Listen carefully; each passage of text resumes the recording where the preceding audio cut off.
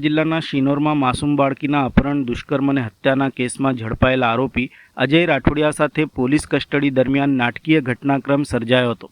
વધુ તપાસ માટે લઈ જવામાં આવી રહેલા આરોપીએ પોલીસ અધિકારીનું સર્વિસ હથિયાર છીનવવાનો પ્રયાસ કરતા ઝપાઝપીમાં ફાયરિંગ થયું હતું, જેમાં આરોપી જ ઘાયલ થયો હતો.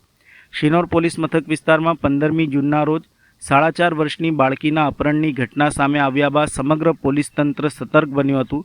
એલસીબી, એસઓજી અને સ્થાનિક પોલીસની ટીમોએ સઘન તપાસ હાથ ધરી હતી. તપાસ દરમિયાન બાળકીની હત્યા થઈ હોવાનું બહાર આવતા સમગ્ર જિલ્લામાં ચકચાર મચી જવા પામી હતી. આ કેસમાં પોલીસે અજય લક્ષ્મણભાઈ રાઠોડિયાની ધરપકડ કરી હતી અને કોર્ટમાંથી 6 દિવસના રિમાન્ડ મેળવ્યા હતા. પૂછપરછ અને પીએમ રિપોર્ટના આધારે આરોપીએ બાળકી સાથે જાતીય અત્યાચાર આચરી ત્યારબાદ દોરી વડે ગળું દબાવી હત્યા કરી હોવાનું સામે આવ્યું હતું.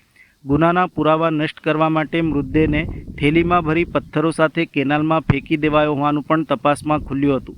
જિલ્લા પોલીસ વડા સુશીલ અગ્રવાલના જણાવ્યા મુજબ ગત રાત્રે એલસીબીની ટીમ આરોપીને તપાસ અર્થે શેગવા આઉટપોસ્ટથી સિનોર તરફ જઈ રહી હતી. તે દરમિયાન સીમડી ગામ નજીક આરોપીએ ભાગવાનો પ્રયાસ કરી સામે બેસેલ પોલીસ અધિકારીની સર્વિસ રિવોલ્વર ઉપર ઝપાટો માર્યો હતો. આરોપી અને પોલીસ વચ્ચે થયેલી ઝપાઝપી દરમિયાન 2 રાઉન્ડ ફાયરિંગ થયું હતું. ફાયરિંગ દરમિયાન એક ગોળી વાહનમાંથી પસાર થઈ બહાર નીકળી ગઈ હતી, જ્યારે બીજી ગોળી આરોપીના જમણા પગને વિંધીને આરપાર નીકળી ગઈ હતી. ઘટનાના સમયે આરોપીના હાથમાં હથકડી હોવા છતાં તેણે પીએસઆઈ રાઠવા પાસેથી હથિયાર છીનવવાનો પ્રયાસ કર્યો હોવાનું પોલીસનું કહેવું છે. ઘટના બાદ પોલીસે તાત્કાલિક 108 એમ્બ્યુલન્સની મદદથી આરોપીને સારવાર માટે હોસ્પિટલમાં ખસેડ્યો હતો. હાલ તેની સ્થિતિ સ્થિર હોવાનું જાણવા મળ્યું છે. ડ્રાઈવર સહિત અન્ય કોઈ પોલીસ કર્મચારીને ઈજા પહોંચી નથી. સરકારી હથિયાર આંચકી લેવાનો પ્રયાસ, પોલીસ ઉપર હુમલો અને ફરાર થવાના પ્રયાસ સહિતના ગંભીર ગુનાઓ હેઠળ આરોપી વિરુદ્ધ વધુ એક ગુનો નોંધવામાં આવ્યો છે. સમગ્ર ઘટનાની તપાસ પોલીસ આગળ ધપાવી રહી છે. સમગ્ર પ્રકરણને લઈને જિલ્લા પોલીસ વડા સુશીલ અગ્રવાલ દ્વારા વિસ્તૃત માહિતી આપી હતી. 2026ના રોજ વડોદરા ગ્રામ્ય જિલ્લાના શિનોર પોલીસ સ્ટેશનની અંદર એક 4.5 વર્ષની નાની બાલિકાની અપહરણની ઘટના સામે આવી.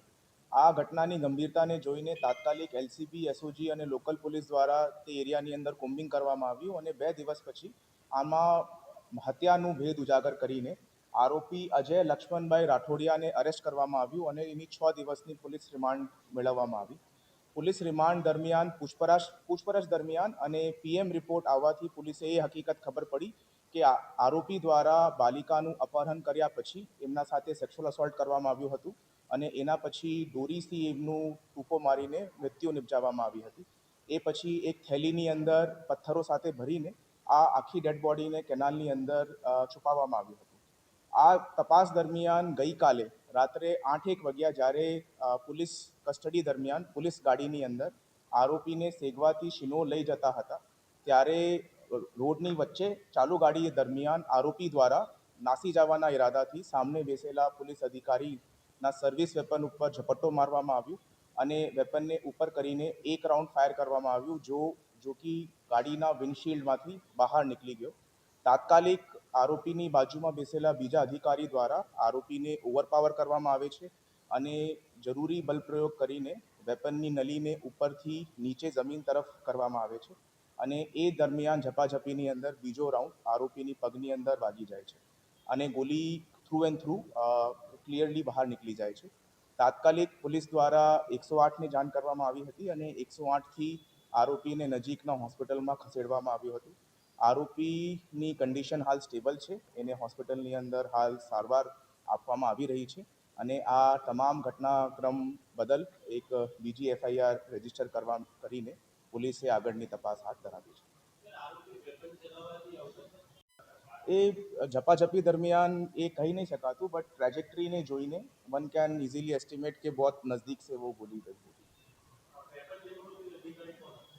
એ અમારા પોલીસના જ અધિકારી છે, પીએસઆઈ રાઠવાનું વેપન હતું અને એ આગળ ડ્રાઈવર સાથે બેસેલા.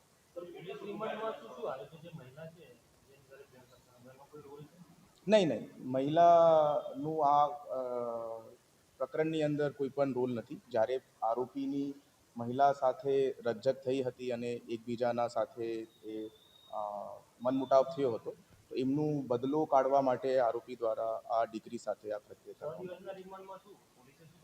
6 દિવસની રિમાન્ડની અંદર જો પોલીસે 27 ઇન્ડિયન એવિડન્સ એક્ટ જૂનો 27 કલમના મુજબ જો વસ્તુઓ પુરાવાની હેઠળ એકત્રિત કરવાની હતી એ કરવામાં આવી. એની મેડિકલ ચકાસણી આરોપીની કરવામાં આવી.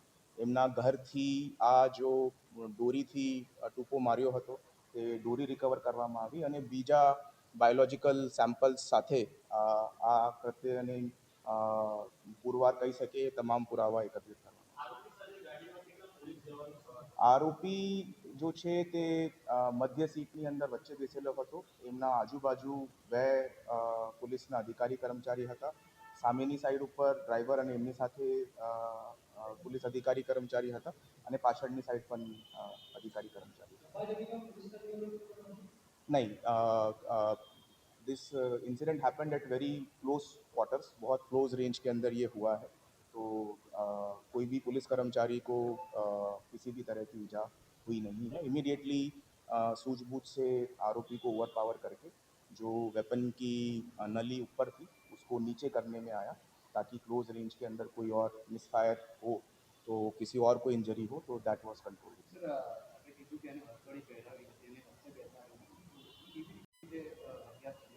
તો જો પોલીસ અધિકારી સામે બેસેલા હોય એમનું હોલ્સ્ટરની અંદર વેપન હોય છે તો એ વચ્ચેની સીટમાંથી એમને